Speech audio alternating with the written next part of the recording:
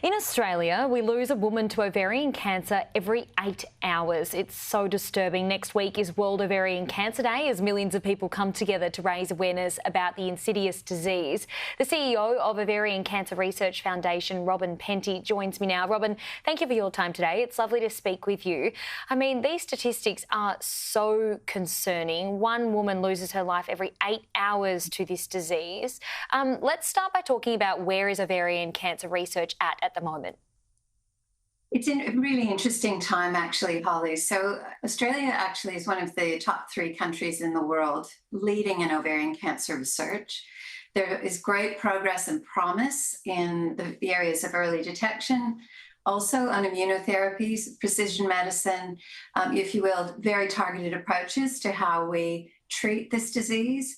And of course, we're trying to learn how to prevent it through, stronger work in genetics and beyond. So Australia's, I don't want to call it a hotbed, but it really is an incredible group of scientists based here. Well, it's good to hear that we've got some of the best minds working on this. What are some of the symptoms of ovarian cancer that often go unrecognised? Thank you for asking. So the symptoms of ovarian cancer often mimic a woman's natural cycle every month. So abdominal bloating, lower back pain, so abdominal pain and gas, changes in bladder and bowel sort of behaviours, if you will, are part of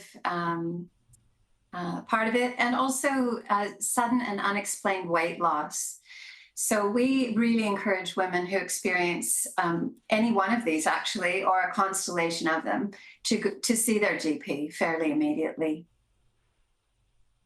Robin, as you mentioned there, as a female, those symptoms are so common, and I'm sure many women who are watching this are thinking, oh, I may have even those right now. It's so common for us as a female, and it's hard to know if you're exaggerating or if there's actually something wrong. You said to go to your GP about this. Often, though, doctors might say, well, you're fine, there's nothing wrong. When should you be going to the doctor? And I guess one of the things that often concerns me is ovarian cancer is incredibly difficult to detect as well. Absolutely. In fact, most women diagnosed with ovarian cancer are diagnosed at late stages, Holly, so stages 3 and 4. In fact, 79% of patients are diagnosed in a late stage. So to your question, the symptoms are vague. Our advice is very strong.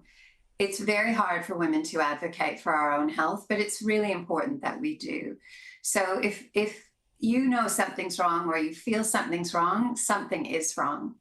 And I suppose I would add to that whilst women's pain is commonly accepted as normal as part of the monthly cycle, I don't believe it's normal. I just think it hasn't been worthy of research or intervention. And so the more research funding that we can put into ovarian cancer and a swag of women's diseases, of course, and health, the more we'll learn how to manage that pain and to act on it. Robin, just clarifying, is ovarian cancer detected in a pap smear, or is it how is it detected? No, there is no early detection test for ovarian cancer. The only way to know that you have ovarian cancer is to open the body, so it's surgery. There are early detection tests in research at this stage, but they're very early and they're still to get to clinical trial, both here and in the US. So no, it's really important that women understand it cannot be detected through a pap smear. Oh, it's so concerning, isn't it? It's such a hard thing because you would think or assume that there would be some better way that we can at least detect it by now. It's very concerning. World Ovarian Cancer Day is on May 8, which is next week. What will the foundation be doing on that day to raise awareness? We have a lot going next week and we're really keen. There's plenty that people can do. So I'd be remiss not to tell you about the Witchery White Shirt campaign, which ends on Wednesday. So I'm wearing one of them. 100% of gross proceeds from these shirts go directly to medical research in ovarian cancer. There's a wonderful Teal for Tyrian fundraiser on this week. two beautiful, clever girls in Sydney are raising funds, and they're quite young, and they smashed their target. They started at 8,000. They're well over 60,000 now. So we're blown away and really keen to support them.